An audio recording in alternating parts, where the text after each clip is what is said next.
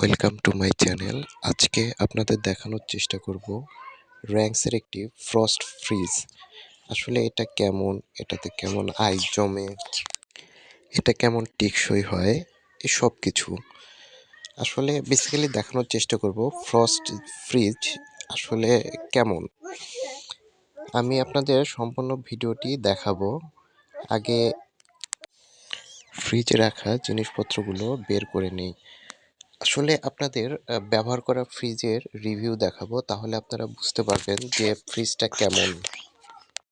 Frost ফ্রিজের একটাই সমস্যা, এটাতে যে পরিমাণে আইস জমে, বিশেষ করে যেগুলো ড্রয়ার সিস্টেম না, ড্রয়ার সিস্টেমগুলোতে আবার এত পরিমাণে আইস জমে না। তো আমি সাজেস্ট করব, যদি আপনারা ফ্রস্ট ফ্রিজ কিনেন সেক্ষেত্রে ড্রয়ার সিস্টেম যেগুলো, এগুলো কেনার চেষ্টা করবেন, কারণ এটাতে এত পরিমাণে আইস জমে না। এটা মাত্র ২ মাস আগে পরিষ্কার করার একটা ফ্রিজ আপনাদের দেখাচ্ছি। দেখুন কি পরিমাণে আইস জমেছে। হ্যাঁ, ক্যামেরাটা জুম করে যখন কাছে নিব তখন আপনারা দেখতে পাবেন যে এটা প্রায় 30-40% আইসে কাভার করে নিয়েছে মাত্র ২ মাসে। তো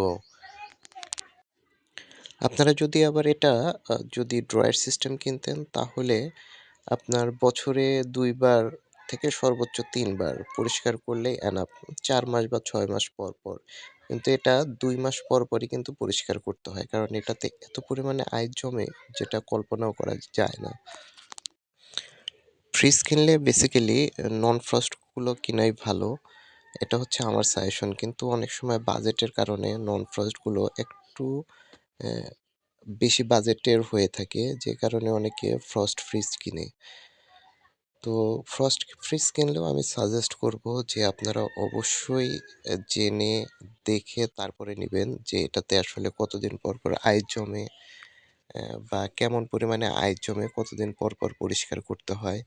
কারণ এত পরিমাণে আইস জমলে আপনাদের এই যে দেখাচ্ছি দেখুন, হ্যাঁ, 30% জায়গায় কিন্তু মোটামুটি আইসে ভরে গেছে।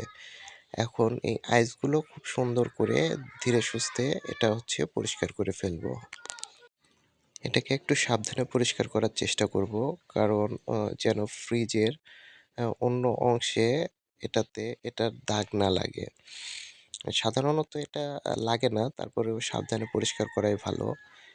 আপনারা পরিষ্কার করার ক্ষেত্রে ফ্রিজটা কিছুক্ষণ খুলে রাখলে এই আইসগুলো হালকা নরম হয়ে আসে, যাতে আপনার হালকা চাপ দিলেই কিন্তু আইসগুলো সব ভেঙে, ভেঙে পড়ে যায়। আর যদি নন ফ্রস্ট কিনেন, তাহলে তো আপনার পরিষ্কারের আসলে কোনো প্রশ্নই আসে না। এটা হচ্ছে আমাদের গ্রামের বাড়ির হচ্ছে একটা ফ্রিজ। আমি কিন্তু আমাদের বাসায় আমি ওয়ালটনের একটা ড্রয়ার সিস্টেম ফ্রিজ ইউজ করি। ওটারও আপনাদের অবশ্যই নেক্সট ভিডিওতে আমি এটা দেখানোর চেষ্টা করব, যে এটাতে আসলে কেমন আইস জমে। আর ড্রয়ার সিস্টেমগুলোর আরেকটা কিন্তু বড় সুবিধা আছে। এটা হচ্ছে যে আপনি মাছ, মাংস, হ্যাঁ, আপনি যদি কোনো সবজি সিদ্ধ করে রাখতে চান, এগুলো আপনার সবগুলো কিন্তু পার্ট বাই পার্ট আলাদা রাখতে পারবেন। এটা কিন্তু সবচাইতে বড় একটা সুবিধা, যেটা এই ফ্রিজে পাবেন না।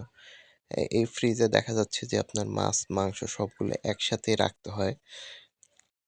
যাতে দেখা যায় যে অনেক সময় মাছের ফ্লেভার, মাংসের ফ্লেভার কিন্তু মিক্সড হয়ে যায় অনেক ক্ষেত্রে, যেটা ড্রয়ার সিস্টেম হলে এটা কিন্তু একদমই পাবেন না। দেখুন কিছুটা পরিমাণে আইস পরিষ্কার করা হয়েছে। ছোট্ট একটা বালতি, কিন্তু এটা সম্পূর্ণ ভরে গেছে আইসে। আপনারা এই আইসগুলো পরিষ্কার করার পরে আপনারা যেটা করবেন, এটাকে সুন্দর করে হালকা পরিষ্কার ন্যাকড়া দিয়ে হালকা করে মুছে নিবেন, হ্যাঁ?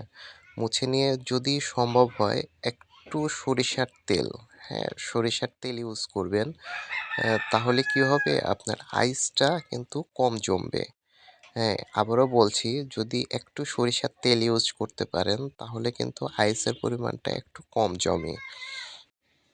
এছাড়া যখন খাবার রাখবেন তখন সাথে কিন্তু ২ টুকরো লেবু রেখে দিতে পারেন। তাতে হবে কি, আপনার ওই যে যেটা বলছিলাম, যে এই ধরনের ফ্রিজে মাছ, মাংস সব একসাথে রাখা হয়, তো অনেক সময় ফ্লেভার মিক্সড হয়ে যায়। তো লেবু দিয়ে রাখলে হয় কি আপনার ফ্লেভারটা সাধারণত মিক্সড কম হয়।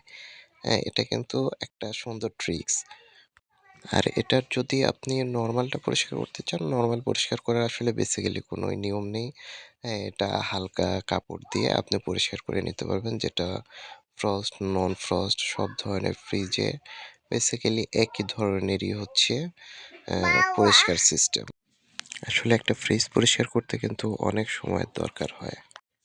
যদি আপনারা আমার থেকে সাজেশন চান তাহলে আমি অবশ্যই আপনাদেরকে সাজেস্ট করব যে যদি আপনার বাজেট থাকে তাহলে আপনারা অবশ্যই নন ফ্রস্ট ফ্রিজ কিনবেন। তাহলে কিন্তু আপনাদের কিন্তু এই ২ মাস পর, পর ৩ মাস পর, পর এটা পরিষ্কার করার কিন্তু এই প্রেশারটা আর থাকবে না। আর আপনাদের নেক্সট ভিডিওতে অবশ্যই আমি ড্রয়ার সিস্টেম যে ফ্রস্ট ফ্রিজগুলো, হ্যাঁ, এটার সুবিধা দেখানোর চেষ্টা করব। তো অবশ্যই আমার চ্যানেলটা যদি ভালো লাগে আর মোর ইনফরমেশনের জন্য আপনারা অবশ্যই আমার চ্যানেলটাকে সাবস্ক্রাইব করে রাখবেন এবং ভিডিওটা অবশ্যই শেয়ার করে দিবেন। সবাইকে ধন্যবাদ। সবাই ভালো থাকবেন। আসসালামু আলাইকুম।